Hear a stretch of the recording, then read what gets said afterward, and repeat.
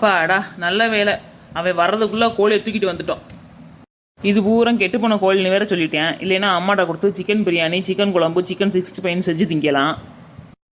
இதை தின்னா வயிற்றால போகும். அப்புறம் 4 நாளைக்கு எதுவுமே திங்க முடியாது. ஒரு கோழிக்கறி கடையை போட்டு இதை ஃபுல்லாக விற்றுப்புட்டு நம்ம பிரியாணி வாங்கி திம்போம். சரி, கடையை போட்டாச்சு. ஜனங்களை எப்படி வர வைக்கிறது? நம்ம ஜனங்கதான் எதுலடா ஃப்ரீ கிடைக்குன்னு சொல்லி அலையுதுக. நம்ம ஒன்று வாங்கினா ஒன்று ஃப்ரீன்னு சொல்லி விற்றுருவோம். வாங்கம்மா வாங்கண்ணே, ஒரு கறிக்கோழி வாங்கினா ஒரு கறிக்கோழி ஃப்ரீ. வாங்கிட்டு போய் உங்கள் பொண்டாட்டிகிட்ட கொடுத்து சமைச்சு சாப்பிடுங்க.